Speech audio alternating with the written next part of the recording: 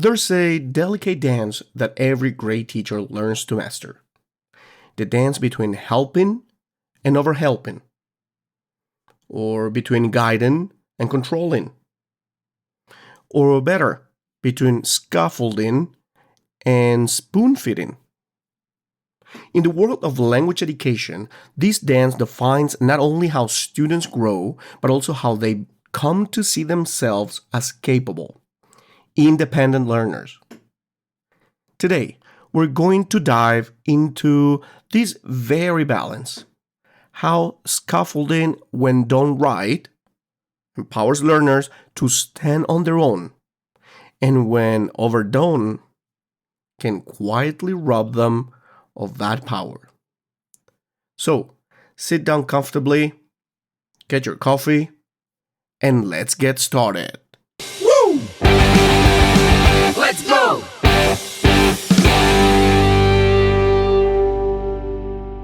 When we talk about scaffolding, we often imagine the image of a building under construction.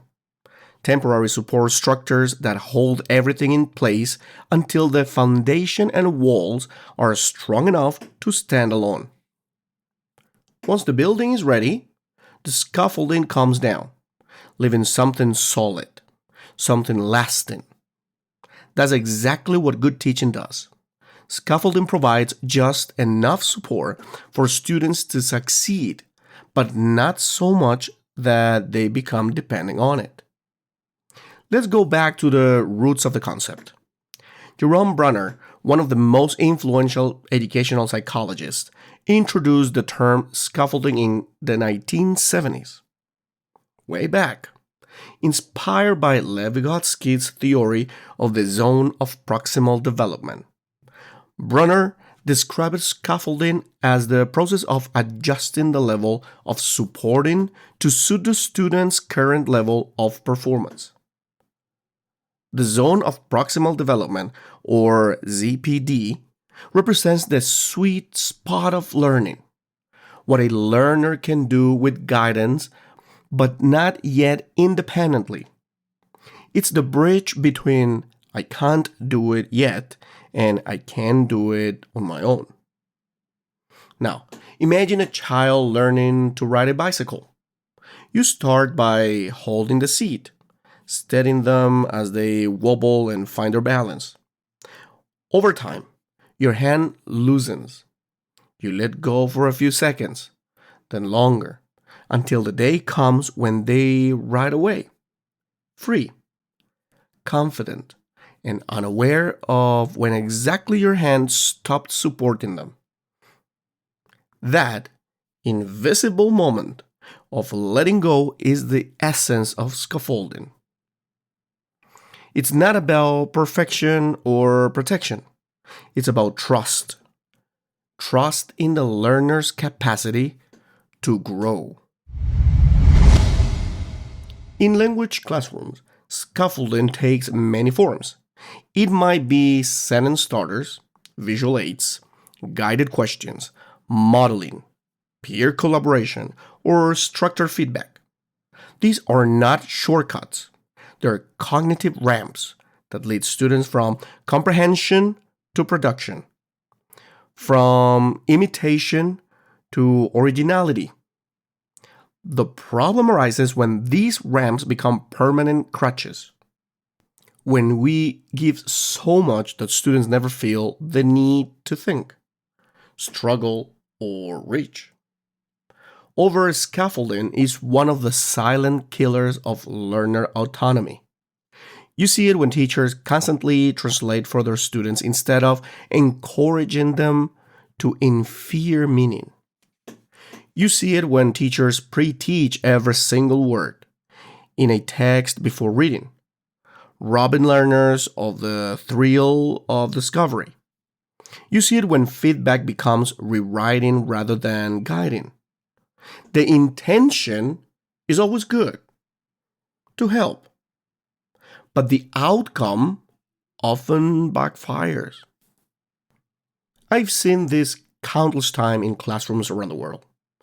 I remember once I visited a bilingual kindergarten in Tokyo. The English teacher of course, a kind and patient woman, loved helping her students, but she helped too much. During story time, she would pause after every sentence, translate it into Japanese, and then ask the children to repeat. The kids smiled, nodded, and copied beautifully. But they weren't listening anymore.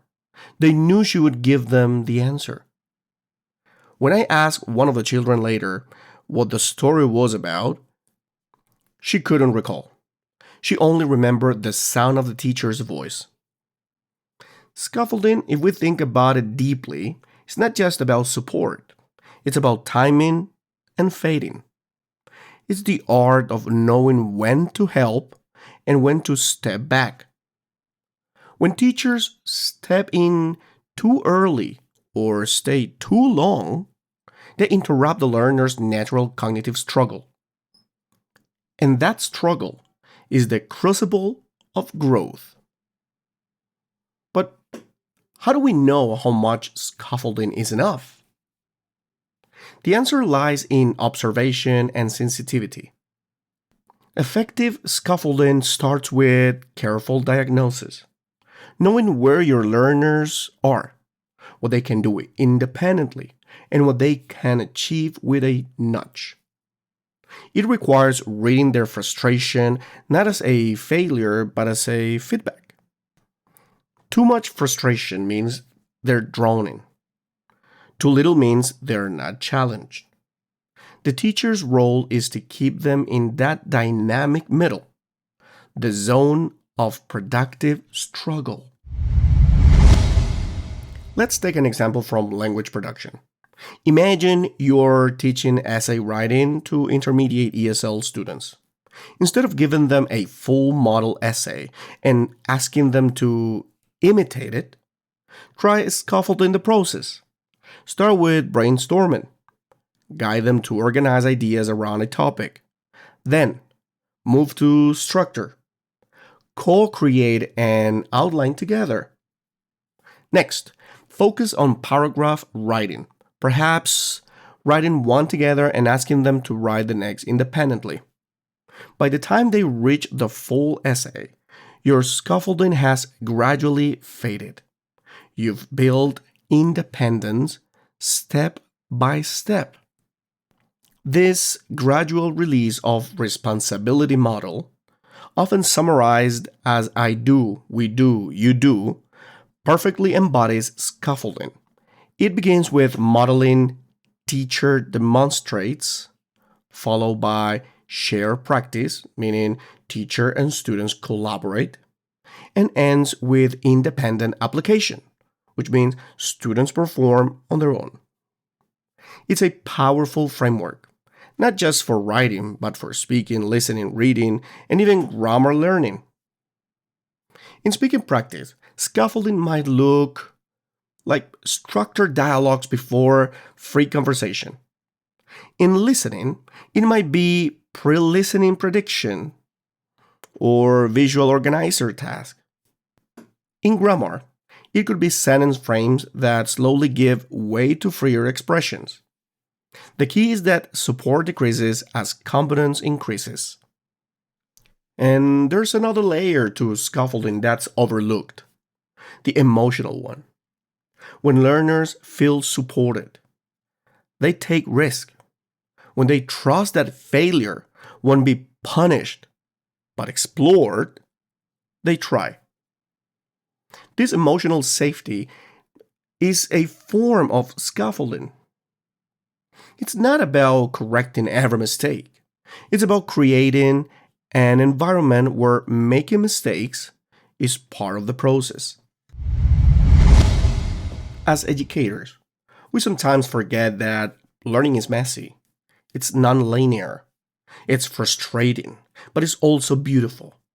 When you see a student pause, hesitate, and then find the word on their own, that's the moment scaffolding works. You've built the invisible bridge, and they've crossed it. Now, moving on, let's talk about the teacher's mindset. Effective scaffolding demands humility. It's not about showing how much we know, but about understanding how much they can handle. Some teachers feel uncomfortable with silence. They rush to fill every pause, to rescue every stuck student. But those silences, those moments of searching, are golden. That's where the brain rewires itself. Another common misconception is that scaffolding is only for beginners. Not true. Even advanced learners benefit from it, just in subtler ways. For instance, when discussing complex socio-political topics or analyzing literature, an advanced learner might still need linguistic frames or discourse markers to articulate nuanced thoughts. The scaffolding at this stage shifts from language to thought organization. Let's consider digital scaffolding in today's tech-driven classrooms. AI tools, apps, and adaptive platforms can provide personalized scaffolds.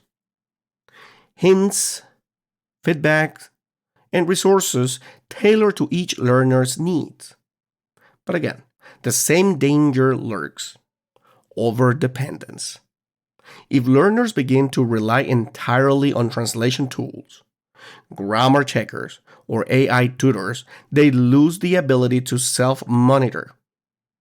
Technology can scaffold beautifully, but only if used consciously and temporarily. So, how do we avoid spoon feeding? By designing lessons that promote discovery, ask open-ended questions, let students wrestle with ambiguity, encourage peer teaching. One of the most powerful scaffolds of all. When learners explain something to others, they clarify their own understanding. It's reciprocal scaffolding in action. In fact, scaffolding shouldn't only come from the teacher. It can be built into the social structure of the classroom. Vygotsky believed that learning is inherently social, that knowledge emerges through interaction.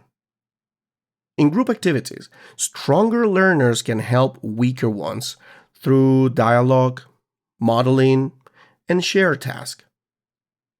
The teacher's role then shifts from instructor to facilitator, orchestrating an environment where support is collective.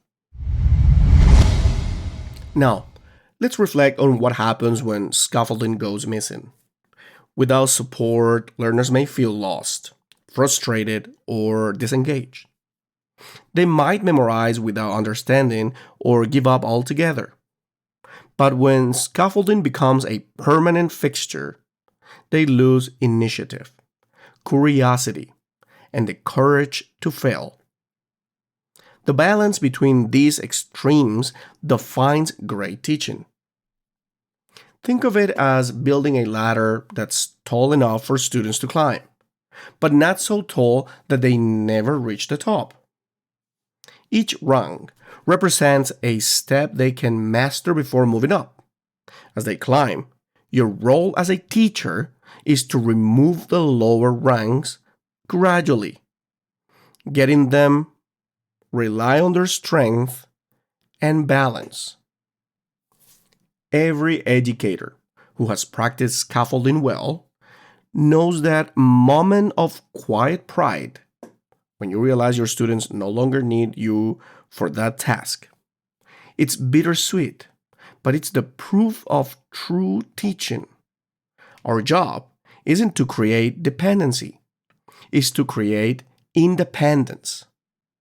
There's also a cultural element to this. In some educational contexts, students expect constant teacher direction. In others, autonomy is encouraged early. Effective scaffolding respects these expectations but gently challenges them. It nurtures self-efficacy, the belief that I can do this. And self-efficacy is a stronger predictor of long-term success than intelligence itself. In the language classroom, scaffolding can take creative forms: storytelling prompts, guided writing frames, vocabulary walls, pronunciation drills, reflective journals. But the real magic happens when scaffolding becomes invisible, when students internalize strategies and start scaffolding themselves. That's when metacognition enters the stage. Metacognitive scaffolding teaches learners to plan, monitor, and evaluate their own learning is the highest form of support. It's like teaching someone not only how to fish, but how to build their own fishing rod. You're giving them lifelong tools, not temporary solutions.